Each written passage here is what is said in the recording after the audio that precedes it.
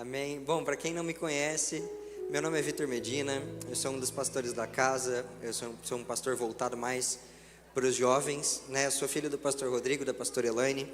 Eles nesse momento estão na Tailândia, numa conferência chamada Call to All, que o objetivo é realmente focar na missão global, na forma como evangelizar e tocar as nações, e muitas coisas têm acontecido. Eles já me contaram um pouquinho daquilo que eles choraram, daquilo que Deus falou, coisas desde quando eles abriram o ministério até antes disso, e as peças vão se encaixando e as promessas para o futuro e o que a gente tem vivido agora vão se encaixando. Então assim, aumente sua expectativa, porque eu acredito que eles vão voltar domingo que vem, né? Eles já estão aqui, e eu acredito que eles vão voltar com muito para derramar sobre a gente, amém? Bom, hoje eu gostaria de falar um pouquinho com vocês. Para quem me conhece sabe que eu sempre prego a mesma coisa. É brincadeira, mas nem é. Eu já ouvi alguns pregadores falando isso. A primeira vez que eu ouvi, eu fiquei, que absurdo, cara, só prega a mesma coisa. Mas cara, toda vez Jesus ele me dá formas diferentes e textos diferentes e trechos diferentes, mas no final a essência do negócio que eu estou tentando passar é sempre a mesma. Então, isso é muito legal, porque eu acho que talvez, né, conforme a minha vida for passando, os meus cabelos embranquecendo, talvez eu saiba falar de relacionamento com Jesus, porque é muito profundo e ao mesmo tempo muito simples. Eu estava comentando com o pessoal do culto da manhã, o evangelho ele é simples a ponto de nos constranger, a ponto de quando você ouve e começa a entender, você fala assim, é só isso. Mas ao mesmo tempo ele é profundo o suficiente para transformar de forma radical a nossa vida, de assim, ser tão drástico e tão diferente que uma pessoa antes e depois de Cristo é notável, é outra pessoa, só tem o mesmo corpo, porque do resto parece que nem é o mesmo ser humano. Então assim, como que pode ser isso? E aí a gente consegue perceber que o oposto disso é a religião, porque a religião ela é complexa, ela tem vários ritos, várias regras, várias formas de fazer, vários detalhezinhos e rituaizinhos, só que ela é rasa, ela não muda as pessoas. A religião, uma pessoa pode ter uma religião a vida toda e ser a mesma pessoa. Vocês já conheceram alguém que teve uma religião uma vida toda, mas no final da vida era a mesma pessoa quando tinha, sei lá, 20, e agora está com 80 e é o mesmo ser humano, os mesmos traumas, os mesmos erros, as mesmas dificuldades. E Jesus é o oposto disso, é uma simplicidade, um jeito tão simples de transformar a gente. Jesus ele falava de agricultura com as pessoas na palavra, e as pessoas entendiam, choravam e mudavam suas vidas. E ele falava porque, sei lá, o reino de Deus é como uma semente de mostarda. E ele começava a falar do que era cotidiano, mas as pessoas não só entendiam, como era profundo o suficiente para marcar a vida dos homens e das mulheres que ouviam. E eu quero muito tentar trazer algo nesse sentido, porque o que eu vou pregar aqui, eu não tenho dúvida nenhuma, que todo mundo já sabe que precisa fazer, já sabe que, assim, é isso, mas a gente nem sempre entendeu aqui no coração, só entendeu na mente. O título da pregação de hoje é Amigo de Deus. E se você assim, não é cristão há mais tempo, você pode ter olhado para isso, não tenha vindo nada na sua cabeça. Mas se você é cristão há mais tempo, você deve ter pensado na hora, ele vai falar de Abraão, né? O amigo de Deus, também. Mas antes eu gostaria de explicar um pouquinho sobre a série de mensagens que a gente está. A gente está numa série de mensagens chamada De Volta a Sião, por isso esse monte, essa representação de arte. E obviamente que a gente não está falando da Sião natural. A Sião natural é um ambiente geográfico perto da cidade de Jerusalém, que engloba a cidade de Jerusalém, né, e os seus arredores ali. Então, como assim, tem um pessoal na verdade que vai para Israel, né? Quem vai na caravana de Israel? Tem alguém aqui que vai na caravana? A gente tem uma caravana e algumas pessoas vão. Então assim, esses estão indo de volta para Sião de verdade em outubro agora, mas assim, a maioria não vai para lá literalmente. Então obviamente que o que a gente está tentando trazer é um de volta a Sião espiritual. E o ambiente de Sião espiritual é o ambiente da presença de Deus, o ambiente onde Deus se agrada de nós e a gente se agrada de Deus. onde existe um relacionamento, onde a gente consegue realmente não só nos apegar a Cristo, mas viver a sua santidade, viver aquilo que Ele deseja. E o oposto dessa Sião é Babilônia. A Babilônia natural era um império que já não existe mais, um império na região da Mesopotâmia, que foi gigantesco, foi um dos grandes impérios que a gente teve, como o romano, como o otomano. Teve também o império babilônico, o assírio, o medo-persa, foi todo perto, né, um do outro ali. E a capital era a Babilônia, a cidade da Babilônia. Então, obviamente que também não é essa que a gente está falando, mas da Babilônia, governo espiritual que rege o nosso planeta, que é pautado numa independência de Deus, é pautado numa rebeldia contra Deus, né? Desde aquela época e até hoje no mesmo contexto. Então, se Sião fala para nós sobre relacionamento, Babilônia vai falar para nós sobre independência. Se Sião fala para nós sobre obediência, Babilônia vai falar para nós sobre desobediência, sobre rebeldia, e assim vai. Então, quando a gente fala que nós desejamos, né, e o que a gente tem buscado é estar de volta a Sião, é estar realmente com o nosso coração no lugar onde Deus deseja. Amém? Ficou claro? E eu gostaria de ler um dos textos muito famosos sobre o povo de Israel no período que eles estavam na Babilônia, né? Acho que quando a gente pensa na Babilônia, um dos primeiros nomes que vem na nossa mente é Daniel. E é exatamente isso que a gente vai falar hoje. A gente vai começar falando sobre Daniel 6, versículo 3, capítulo 6, versículo 3. Se você quiser abrir com a sua Bíblia, pode. Também vai abrir aqui no telão para nós, para a gente poder ter uma leitura mais dinâmica, mais fácil para você. Daniel 6, verso 3 até o 13. Diz assim: Ora, Daniel se destacou tanto entre os supervisores e os sátrapas. E eu já quero aproveitar e explicar o que é um sátrapa. Sátrapa é um prefeito, é como se fosse um prefeito, um governante de uma região, de um pequeno grupo de pessoas ali, de uma cidade ou algo nesse sentido. Então, já vou explicar, porque nesse texto vai falar sátrapa, várias vezes a gente não usa essa palavra, então assim, só nesse momento eu já quero explicar. Então, ele se destacou tanto entre os supervisores e os prefeitos, por suas grandes qualidades, que o rei planejava tê-lo à frente do governo de todo o império, ou seja, mais que um prefeito, mas agora um governador ali de um estado, de todo o pedaço do Império Babilônio. Diante disso, os supervisores e os sátrapas procuraram motivo para acusar Daniel em sua administração governamental, mas nada conseguiram. Não puderam achar nele falta alguma, pois ele era fiel, não era desonesto nem negligente. Finalmente, esses homens disseram: jamais encontraremos algum motivo para acusar Daniel, a menos que seja algo relacionado à lei do Deus dele. E assim os supervisores e os sátrapas, de comum acordo, foram falar com o rei. E eles chegaram e disseram, né? Ó rei Dário, vive para sempre. Todos os supervisores reais, os prefeitos, os sátrapas, os conselheiros, os governadores, concordam em que o rei deve emitir um decreto ordenando que todo aquele que orar a qualquer outro Deus, a qualquer Deus ou a qualquer homem, nos próximos 30 dias, exceto a ti, ó rei, seja atirado na cova dos leões. Agora, ó rei, emite um decreto e assina-o, para que não seja alterado conforme a lei dos medos e dos persas, que não pode ser revogada. E o rei Dário assinou o decreto. Quando Daniel soube do decreto, soube que o decreto tinha sido publicado, foi para casa, para o seu quarto, no andar de cima, cujas janelas davam para Jerusalém. As janelas davam para onde?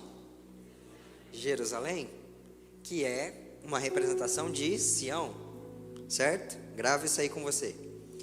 E aí ele fez o que costumava fazer.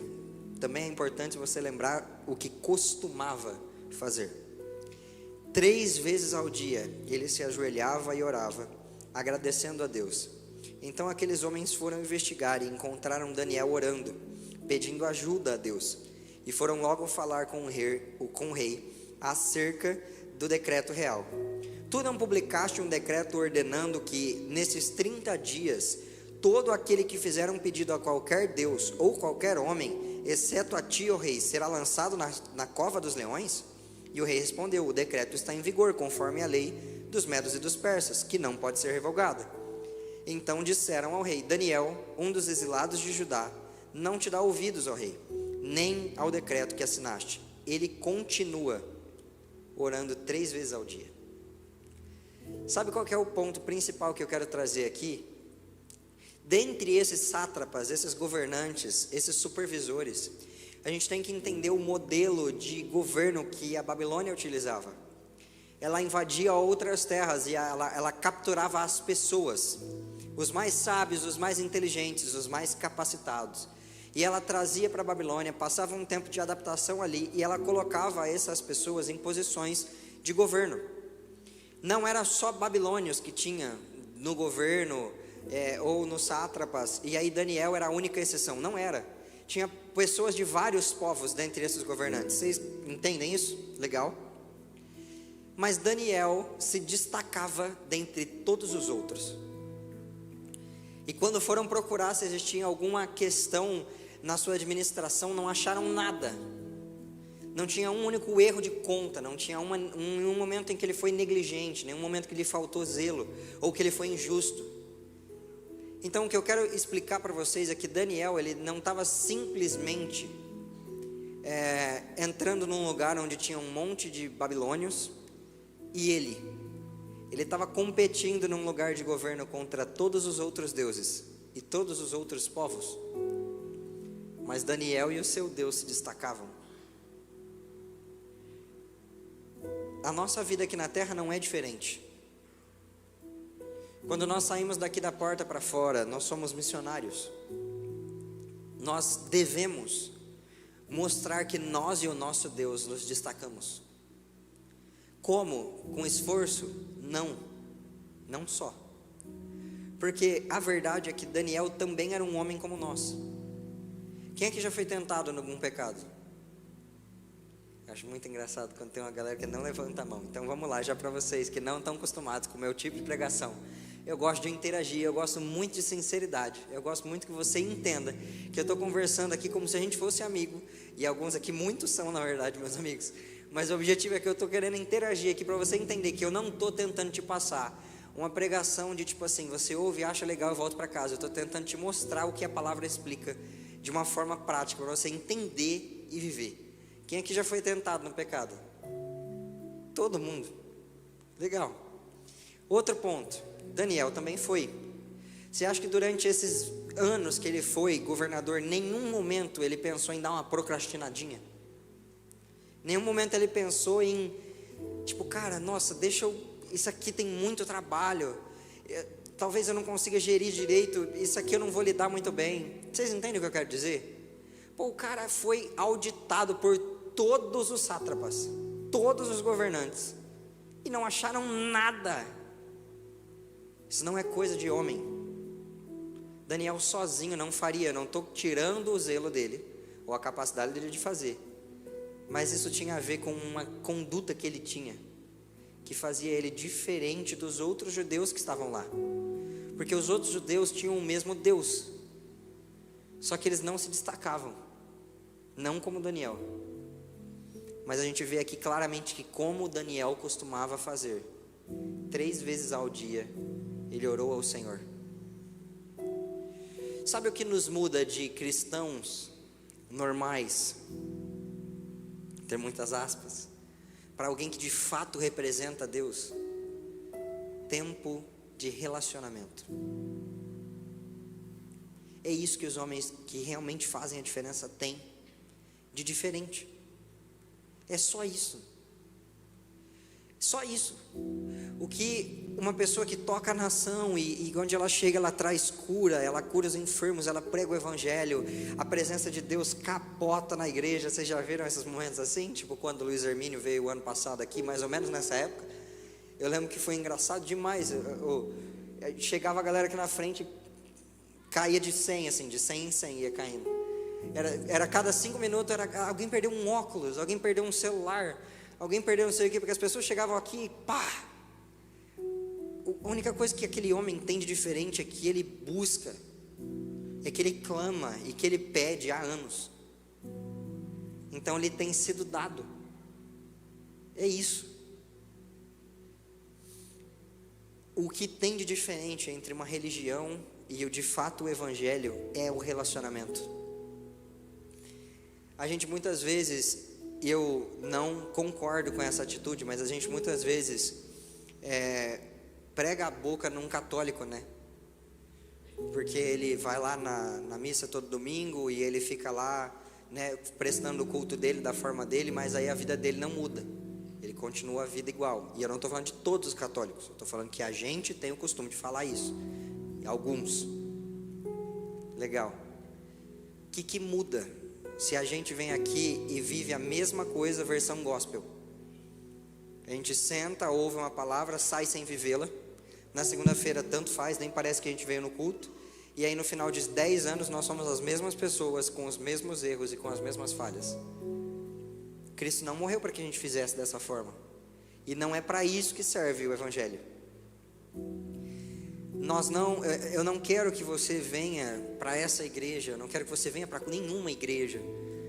Se o objetivo seu for simplesmente para preencher o domingo à noite. Se for assim, sei lá, tem outras coisas mais legais para fazer. O objetivo de vir aqui é tentar alinhar e colocar a nossa vida diante de um Deus que pode transformá-la. Daniel, ele poderia muito bem ter olhado e falado assim: cara, o decreto são 30 dias. Beleza, eu vou ficar 30 dias sem orar, depois eu volto, não é o fim do mundo. Entende o que eu quero dizer? Agora vamos ver se tem gente sincera aqui dentro de verdade. Quem já ficou 30 dias sem orar? Eu já fiquei 30 dias sem orar. E não é bonito de falar. Mas eu vou mentir? Não vou. Daniel poderia ter falado: eu vou ficar 30 dias sem orar. Passou o decreto, 3 vezes ao dia. Eu já estou orando 3 vezes ao dia mesmo, eu devo ter umas horas extra, né? Era para orar uma, estou orando 3. Tem um quilinho guardado, uma gordurinha para queimar com Deus. Entende o que eu quero dizer? Cara, vamos ser muito sinceros com a gente mesmo. Muitos de nós fariam isso. Se surgisse uma lei no Brasil agora, de que se houver um culto, qualquer tipo de culto, durante 30 dias, sei lá, os 30 dias de outubro, né, você vai ser preso, porque aqui era morrer, mas vamos ser realistas, você vai ser preso. Vixe, a maioria das igrejas, não, beleza, folga, férias, 30 dias, depois a gente volta. A maioria, sejamos sinceros. Daniel voltou para sua casa assim que soube do decreto. E ele poderia ter orado dentro da casa. Não, ele foi na janela que virava para Sião, dobrou-se e orou 3 vezes ao dia. Cara, ele poderia ter reduzido para uma vez enquanto tivesse decreto. Ainda assim ele seria fiel. Mas o ponto é que as leis e o que rege a Babilônia não rege quem está com o coração em Sião. Quando o decreto foi emitido para Daniel, a mesma coisa, foi quase como se ele olhasse e falasse assim: isso aí para mim tanto faz. Ao meu Deus eu adoro, e o decreto dane-se. Se me impede de adorar a Deus, não está valendo. Se me impede de servi-lo, não serve para mim. Então não, 3 vezes ao dia. É legal porque a conduta do homem negociável, ela não oscila com as dificuldades da vida. Ele permanece. Se um cara 3 vezes ao dia, correndo o risco de morrer, estava presente diante da presença do Senhor, o que seria a vida comum de Daniel, quando não tinha risco de morte? Entende o que eu quero dizer?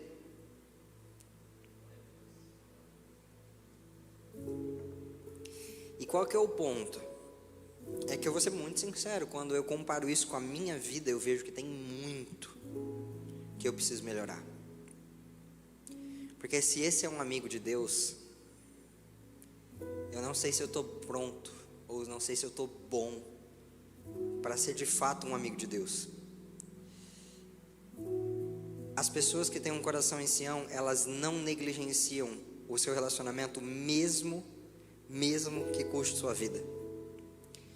Outro grande homem que eu inclusive já citei, que é Abraão, que foi chamado amigo de Deus, ele também tinha essa postura. E eu gostaria de ler alguns textos falando sobre isso. Vamos para Tiago 2:23. É bem curtinho, Gênesis 18, 17 também, mas vamos um por um. Tiago 2, 23. Diz assim: cumpriu-se a escritura que diz: Abraão creu em Deus, e isso lhe foi creditado como justiça, e ele foi chamado amigo de Deus. Então vamos para Gênesis 18, 17 agora. Então o Senhor disse: esconderei de Abraão o que estou para fazer? Sabe, eu fico pensando se fosse fácil para nós, ou se a gente pudesse simplesmente ligar um botãozinho e ter isso que Abraão tinha. Deus, literalmente, ia destruir Sodoma e Gomorra, trazendo um contexto para vocês. Tá? Ele destruiu 2 cidades que estavam dentro da terra que pertencia a Abraão, a terra que Deus tinha prometido. E é muito legal porque Deus ele foi para fazer a ele: esconderei eu algo do meu amigo Abraão? E eu fico pensando, será que Deus ele poderia ter a mesma atitude com a gente? De que se ele fosse fazer algo em São José do Rio Preto, ele falasse assim: esconderei eu alguma coisa da minha amiga Luciana? Esconderei eu alguma coisa do meu amigo Kleber? Será que ele poderia ter a mesma postura? Deus poderia agir da mesma forma? Por quê? Porque Deus não escondeu o que ele faria de Abraão, porque Abraão conhecia o coração de Deus e sabia como as coisas funcionavam para Deus. Abraão entendia que o que Deus desejava era salvar a humanidade, não destruí-la. Então quando Deus contou para ele que ia destruir a cidade, a primeira reação de Abraão foi: você vai destruir a cidade com justos e injustos? E se tiver 100 justos, você vai destruir? Não, melhor, se tiver 50, não destrói. Aí Deus não tem 50, 20, se tiver 20 não destrói. Vocês estão entendendo o que eu quero dizer? Deus tem prazer em compartilhar algo e de manter um relacionamento, de transmitir os seus segredos para aqueles que se importam com o que ele se importa. Por quê? Porque mesmo que fosse uma cidade pecaminosa, mesmo que fosse uma vergonha para a terra de Abraão, para a terra que Abraão viria a ter no futuro, eram inimigos. Se Abraão ia ter que tomar a terra, era inimigo dele. Mesmo assim, quando Deus comentou com ele, a primeira reação é: Senhor, os justos também, salva o seu povo. E eu fico me perguntando assim, muitas vezes, nós não vamos ao quarto nem para pedir o que nós queremos para nós, quanto menos para entrar num peso de intercessão por alguma coisa que Deus deseja. Tem um ponto muito importante que a gente precisa entender, que é o seguinte: eu vou dar um dado aqui que assim, não é um dado realístico, não tem uma pesquisa por trás, mas é só para você entender a proporção. 95% das pessoas que são cristãos no planeta Terra, elas não têm vontade de orar. Hoje é domingo, eu tenho certeza que a sua vontade pós o almoço foi tirar um cochilo, não fazer sua oração do dia. Entende o que eu quero dizer? Eu tenho certeza que a sua vontade amanhã de manhã, já que o dia é muito corrido e normalmente não dá para orar durante ele. Quem aqui tem um dia muito corrido e normalmente mal dá para fazer as coisas que precisa no dia? Aí sua vontade é continuar dormindo 1 hora a mais, não acordar 1 hora mais cedo para orar. Isso é óbvio, isso é para todo mundo. Essas 5% de pessoas que têm um desejo ardente por oração é porque Deus tem encarregado elas disso. E só tem encarregado elas disso porque elas têm se posicionado nisso. Deus não vai simplesmente e dar algo para alguém, sendo que essa pessoa não vai ser responsável com aquilo que Ele tem dado. Quando Deus disponibiliza algo para nós, Ele deseja que a gente se posicione baseado em cima disso, né? Então as pessoas que têm um desejo ardente de oração, ok, elas desejam, queima no coração delas. Alguém aqui já teve um peso de intercessão por alguma coisa? É muito interessante. Parece que você chora um choro que nunca foi seu e sente uma dor que você nunca passou, só para poder clamar por aqueles que estão passando por aquilo. É muito, muito legal. Mas o ponto é que não é sempre que isso acontece. Ninguém, em nenhum momento da história, de nenhum dos homens que seguiu a Deus, tinha vontade de orar todos os dias. Mas o ponto é que os que fizeram, os que priorizaram, os que escolheram Sião, ao invés de gastar a sua vida aqui simplesmente, foram homens e mulheres marcantes. Tiveram algo diferente. Encontraram algo que é o que eu estou chamando aqui de amizade com Deus. Ser servo de Deus é mais simples.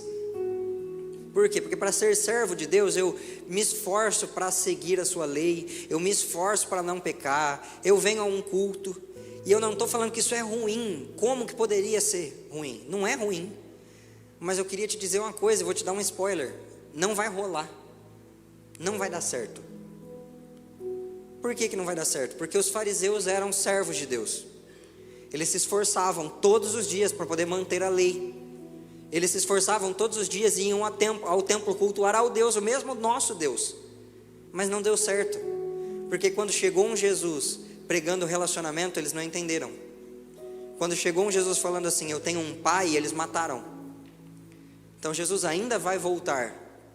E se você for só um servo, só alguém que tenta prestar um culto de forma racional, com a sua força, talvez quando Jesus vier pela segunda vez, você não esteja pronto para Ele. Porque o que Jesus veio abrir de diferente do que já tinha é um lugar de relacionamento. Quando vocês forem orar, fechem a porta do seu quarto, entra no seu quarto em secreto e fala ao seu pai em secreto. E o seu pai que te ouve em secreto o recompensará. Não foi isso que ele falou. O que Jesus tinha de diferente é que ele orava, ele clamava. Tem um verso em Hebreus, se eu não me engano, que diz que ele foi ouvido pela sua reverente submissão. Cara, Jesus, ele era o Filho de Deus, literal o Filho de Deus.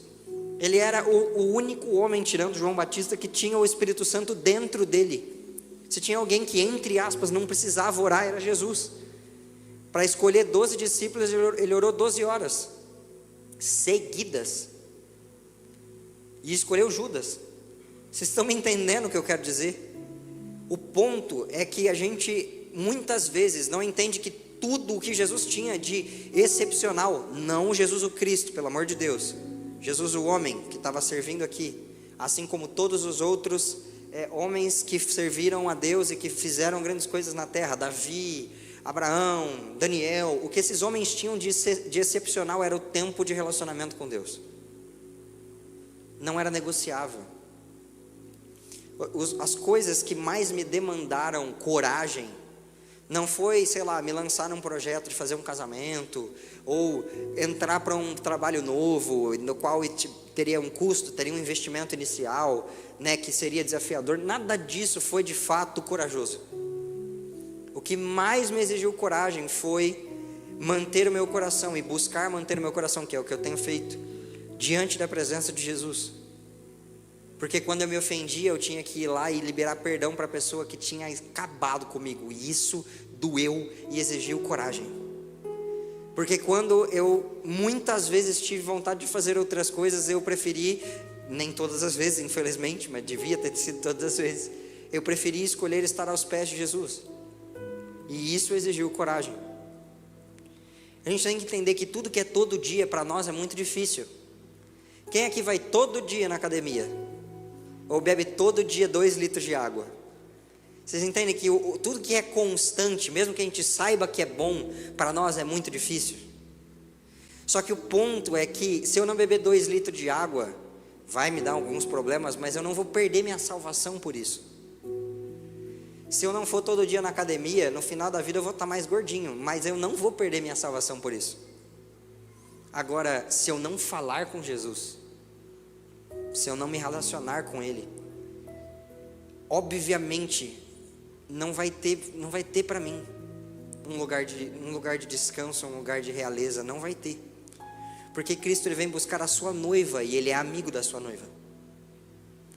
Quando o próprio Jesus falou que muitos chegariam no céu, chegariam naquele momento e diriam, mas Deus, eu expulsei demônios em teu nome, eu curei enfermos, não é isso que a gente ouviu? E qual que é o crivo que Deus usa para identificar quem vai entrar ou não no céu? Apartai-vos de mim, porque eu não vos conheço. Conhecer é relacionamento. Tem um ponto que eu quero falar que eu acho que é muito válido.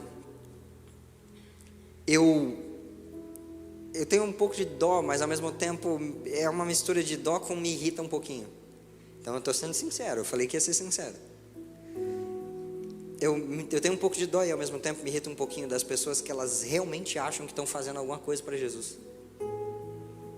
Cara, a minha conta com Jesus está em dívida, eu não sei há quanto tempo e eu não sei como eu vou pagar. Eu não faço ideia. Como que eu poderia falar que o que eu estou fazendo aqui agora sequer é digno de entrar na conta para dar ou tirar o débito que eu tenho com Jesus? Se a palavra quem deu foi Ele, o fluir quem faz é Ele, e até a minha capacidade de falar no microfone quem deu foi Ele. Porque até alguns anos atrás eu não tinha. A minha primeira oração, que oração normalmente é 2 minutinhos, né? A pregação tem vários minutinhos. A minha primeira oração foi assim, morrendo de vergonha. E foi lá no F-Hop, lá falaram, ora lá. Ai, meu Deus, abençoa a tua igreja. Morrendo de vergonha. A galera depois não sabia o que cantava, o que fazia. Que eu tinha orado tão baixo, não dá para ouvir. Vocês estão entendendo o que eu quero dizer? Como que eu vou falar que o que eu estou fazendo aqui agora, não, Jesus, debita aí da minha conta um pouquinho que eu estou pagando o que eu te devo. Cara, pelo amor de Deus. Eu vou te contar, eu vou fazer uma brincadeira aqui que eu acho interessante. A história de Davi sem Jesus funciona da seguinte forma, sem Deus, né? Beleza, a história de Davi sem Deus. Ele era um menino que o pai não amava muito, por isso que o pai, né, nem chamou ele quando o profeta veio. E ele ficou atrás das ovelhas e, enfim. E aí ele cresceu e morreu cuidando de ovelhas e foi só isso. Vamos para a história de Davi com Jesus, com Deus. Deus tirou um homem de trás das malhadas e fez o maior rei de Israel. De um coração tão puro que o próprio Deus disse, esse é servo segundo o meu coração.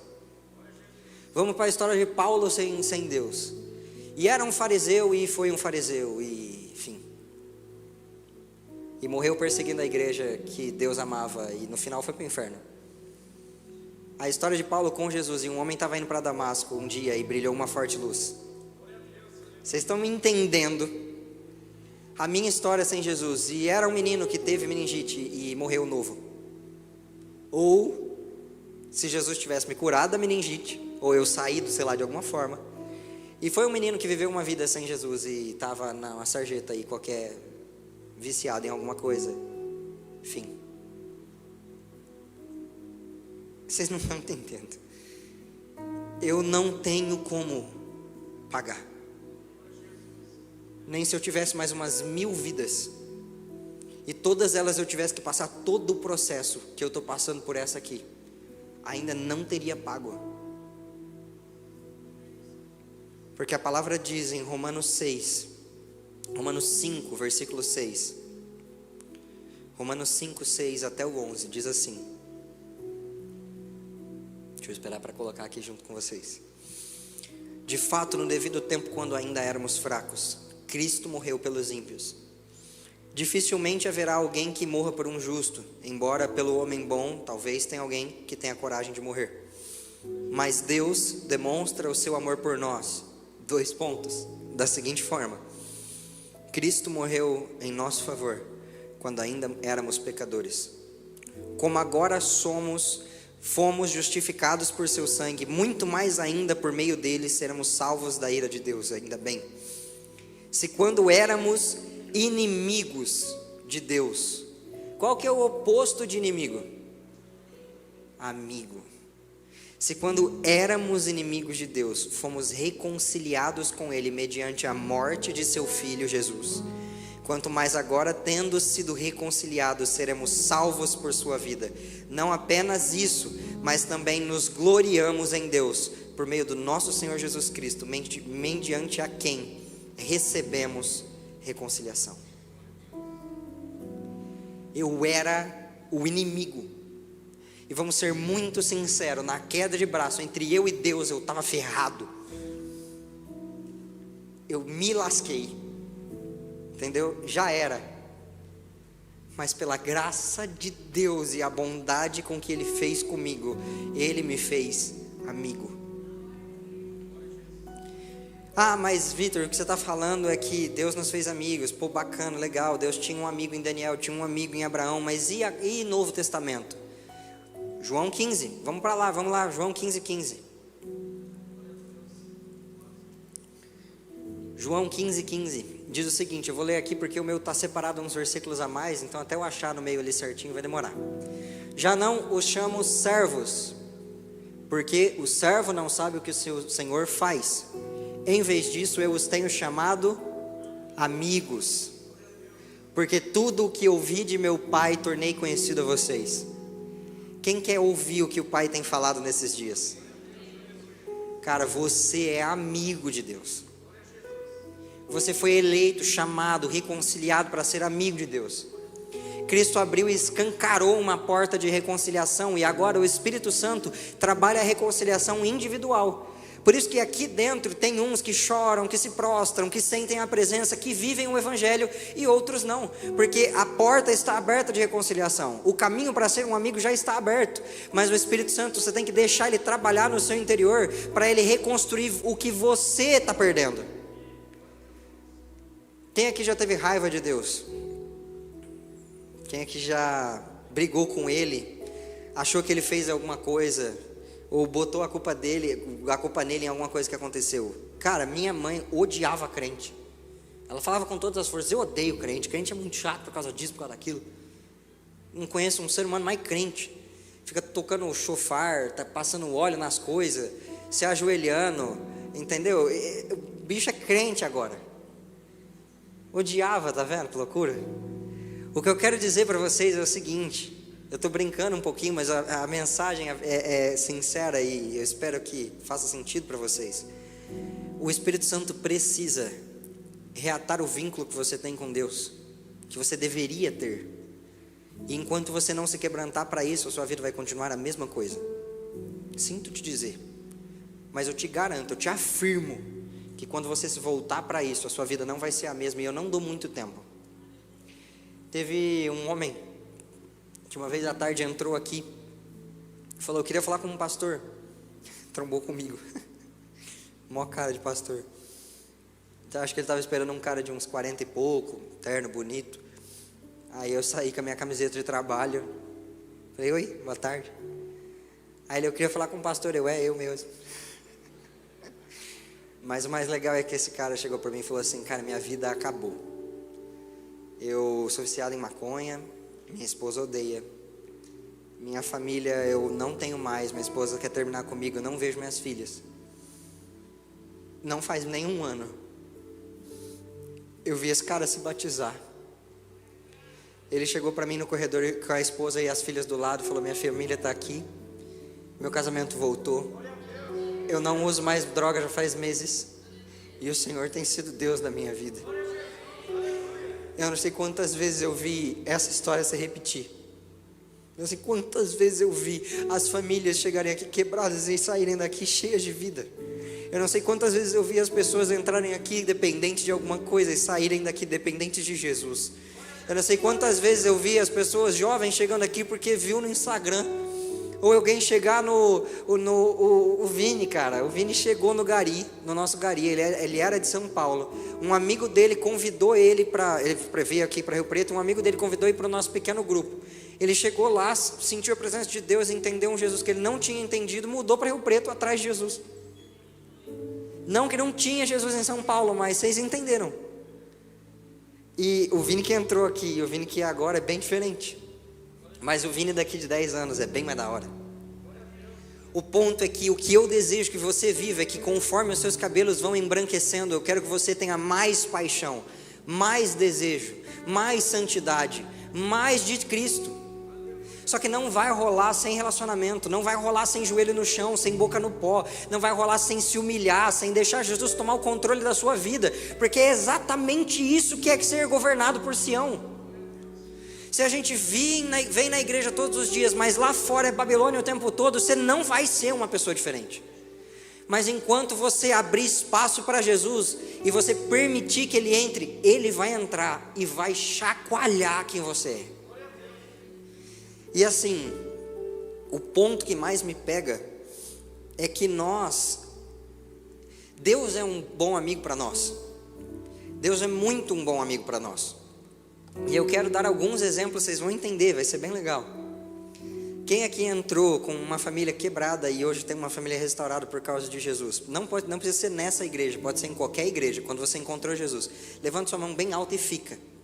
Quem aqui entrou e conheceu Jesus, tinha um vício e hoje não tem mais? Quem aqui tinha um problema emocional sério, tinha ansiedade, depressão, alguma coisa séria e Jesus tirou você desse buraco? Quem aqui já teve um problema financeiro sério e Jesus apareceu, cuidou de você e restaurou o que precisava? Por favor, mantenha sua mão erguida bem alta. Quem aqui percebeu o cuidado de Jesus com a sua família, às vezes salvou alguns dos seus parentes ou alguma coisa assim nesse sentido? Levante sua mão também. Agora eu quero que você olhe em volta.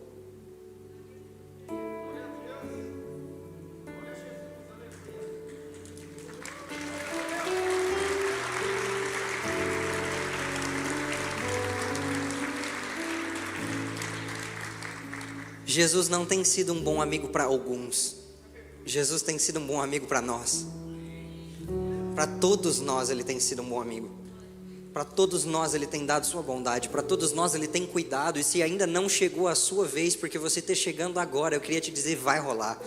Abre o seu coração e vem para Jesus, porque o negócio vai ficar bom para o seu lado, eu te garanto.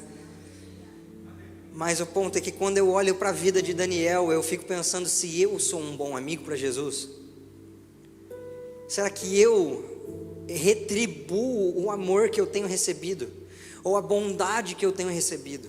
Ou a graça que eu tenho recebido? Será que eu tenho feito o mínimo? Não que eu consiga fazer alguma coisa para retribuir, mas pelo menos me esforçado ou tentado dar espaço para isso acontecer. Porque Deus ele tem um plano para mim, do mesmo jeito que tem um plano para vocês. E eu sei que se eu entrar num lugar de relacionamento com Deus, Ele vai caminhar esse plano para a minha vida. E esse plano não é necessariamente eclesiástico. Às vezes o que Deus tem para a sua vida é que você seja realmente, um profissional de sucesso, um bom empresário, um professor muito bom, alguém que é da área acadêmica muito bom, alguém que é da área de artes, uma área artística, renomado e muito bom. A gente precisa de pessoas assim. Às vezes o que Deus tem para você não é necessariamente ser um pastor, e não precisa ser. Se todos fossem pastores, nós estávamos ferrados. Quando que ia pregar uma vez a cada 2 anos e meio, né? Ia ter uma escala. Não ia dar. Entende o que eu quero dizer? A gente precisa de outras pessoas que façam outras coisas, mas Deus conta com os seus amigos. E, sendo muito sincero, eu não acho que eu sou um bom amigo para Jesus. Me falta muito. Me falta muito, porque eu vejo nas redes sociais, eu entro no YouTube e eu vejo amigos de Jesus consumindo sua vida para salvar quem está passando por uma escravidão, quem está sendo escravo humano, tráfico humano. E essas pessoas estão indo em outros países resgatar quem precisa. E eu estou preocupado se eu vou sair daqui e vou comer um lanche ou uma pizza. Aí eu entro na rede social, ou eu vejo na palavra, e eu vejo que, por exemplo, Abraão estava clamando por uma cidade de pecadores, e eu não me vejo clamando por aquilo que Deus deseja que eu clame. Quem aqui acredita que Deus tem um plano para o Brasil? Quem aqui tem orado pelo Brasil? Vocês entendem que aí a maioria das mãos abaixam? Como que eu posso ser um bom amigo para Jesus, se tudo que eu quero Ele tem me dado, mas tudo que Ele quer eu não faço nada para tentar ajudar? Ele quer que o Brasil seja um grande país de avivamento e tudo mais, mas eu não faço nada. Ele não encontra em mim resposta. Como que eu vou falar que eu sou um bom amigo? Tem um clamor sensacional, que é: se Cristo precisa encontrar alguém, que encontre a mim. Se Cristo precisa de um bom político, que encontre a mim. Se Cristo precisa de um bom resgatador, de um bom avivalista, que me encontre. Se o Cristo precisa de um evangelista, que me encontre. Se o Cristo precisa de um pastor, que me encontre. Se o Cristo precisa de um empresário, que me encontre. Mas o importante é que eu esteja disponível. A vertente que faz o sentido da coisa é que eu quero ser um bom amigo, não importa o que Jesus me peça para fazer. Eu preciso retribuir de alguma coisa. Eu preciso fazer alguma coisa, porque eu tenho uma dívida. E não que eu vá pagar fazendo, mas pelo menos eu estou gastando os meus pés diante de uma amizade que faz sentido.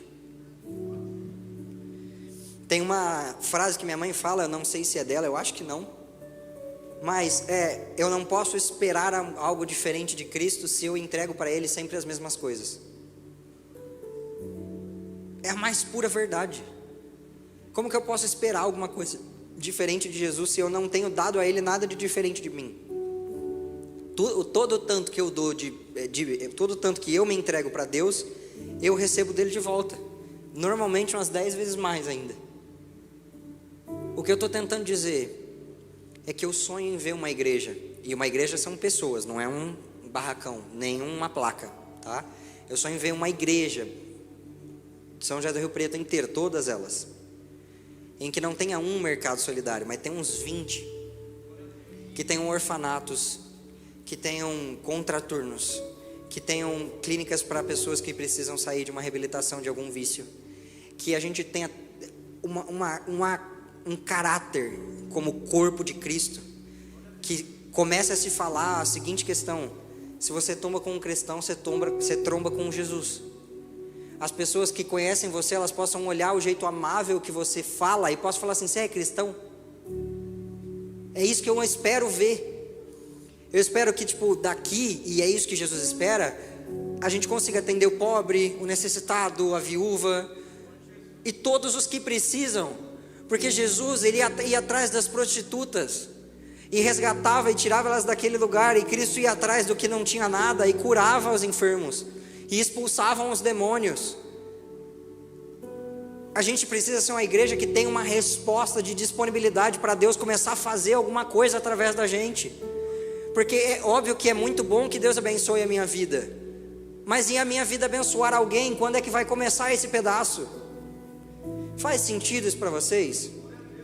E eu sei que às vezes você veio aqui hoje esperando que Jesus te abençoasse porque está apertado para o seu lado. Tá tranquilo, Deus também vai fazer isso, tudo bem.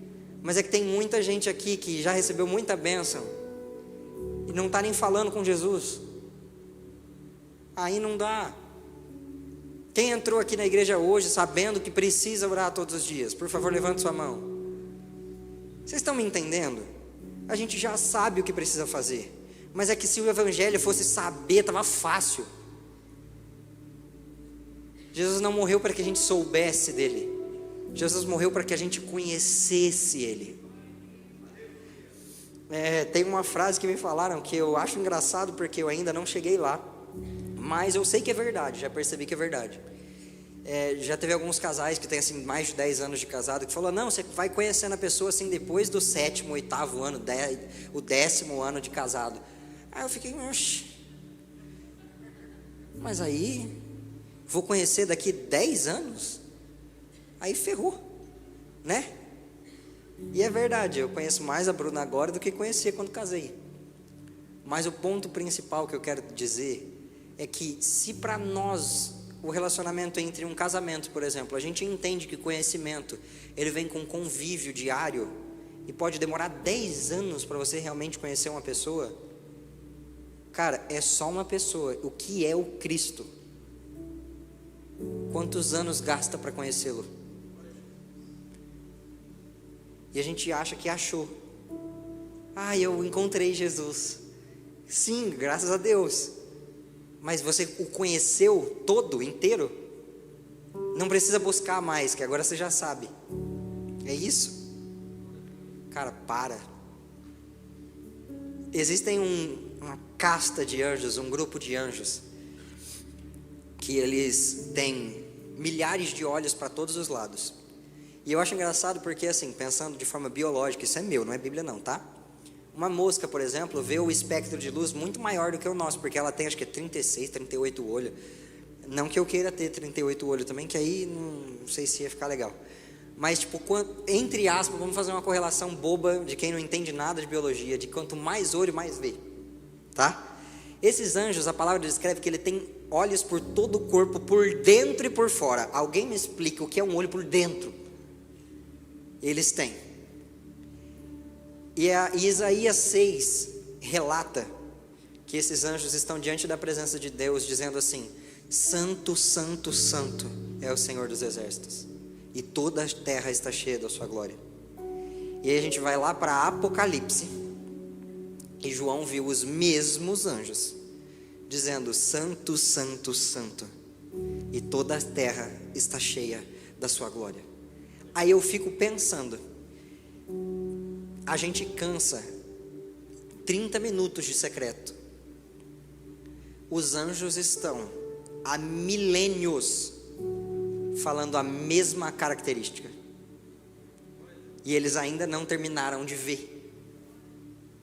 Eu imagino um anjo, aquele anjo diante da presença de Deus, e vem uma glória sobrenatural, aí ele se dobra e fala: Santo, Santo, Santo é o Senhor dos Exércitos. Aí ele toma um fôlego de volta, abre todos os olhos, olha de novo, e aí ele toma outro baque e ele se ajoelha de novo e fala: Santo, Santo, Santo é o Senhor dos Exércitos. E aí ele olha de novo, e outra glória de novo, e ele se prostra mais uma vez. E esse é o Deus que a gente serve. Uma santidade que gastaria uma eternidade a ser conhecida. Um amor que normalmente, quando é descrito como um vasto oceano. Jesus é gostoso de se percorrer, é gostoso de se conhecer, é gostoso de se perseguir.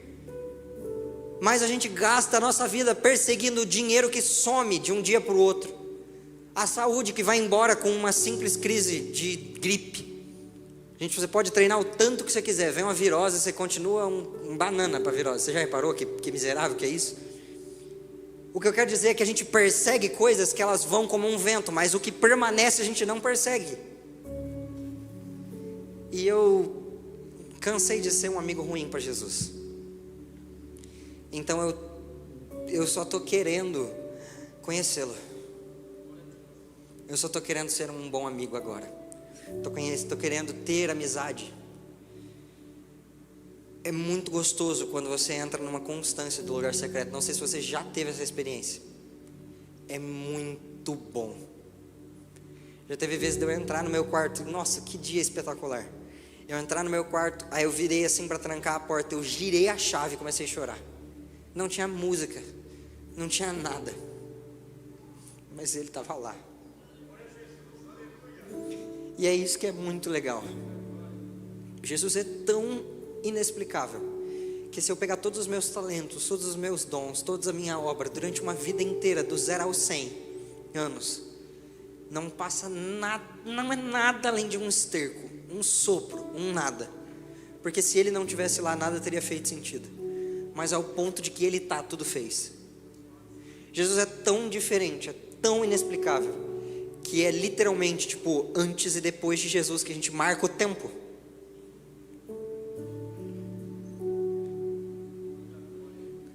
Por isso que eu falei que Jesus, ele não é só a nossa prioridade. Jesus é o nosso motivo. As lágrimas mais prazerosas que eu já chorei na minha vida, eu chorei aos pés de Jesus. As mais dolorosas também.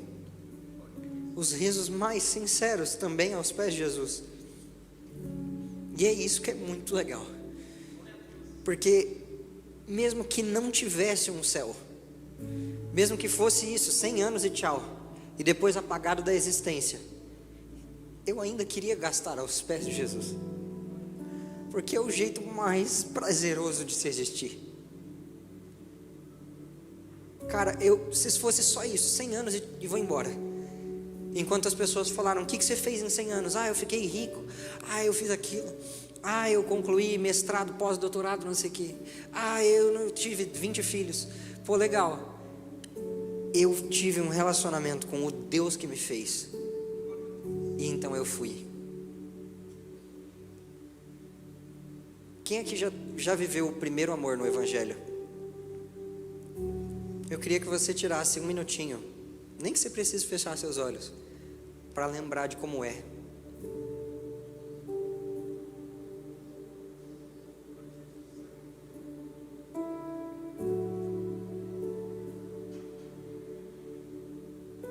Você se lembra como é entrar no lugar secreto porque você quer? Ou abrir a Bíblia com muita vontade de aprender do que tem dentro dela? Ou ir num culto e não cantar a música da boca para fora, mas cantar de todo o coração com lágrimas nos olhos? Quem aqui quer voltar para o primeiro amor com Jesus? Então eu gostaria que você ficasse de pé. E mesmo se você tem um cargo elevadíssimo, mesmo se você já teve um grande ministério, se você já tocou um monte de gente, mesmo se você já fez tudo isso, se você não tiver relacionamento, não vai rolar, cara. Não vai rolar. O que mantém um grande homem de Deus não são seus feitos, é o fato de enquanto ele envelhece, o coração ainda chora a menção do nome de Jesus.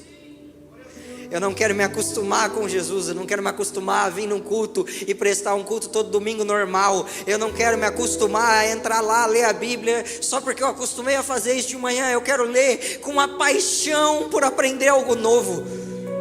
Eu quero vir num culto esperando que Deus fale comigo e que Ele me encha e que Ele me use para tocar outras pessoas. Eu quero entrar num culto falando: Deus, hoje eu te dou tudo mais uma vez. Eu rasgo meu peito e te entrego tudo. Eu quero entrar no meu secreto mais uma vez, todos os dias, porque eu sou apaixonado pelo homem que está ali dentro. Não porque eu me acostumei a fazer alguma coisa, mas para ser sincero, para ser verdadeiro.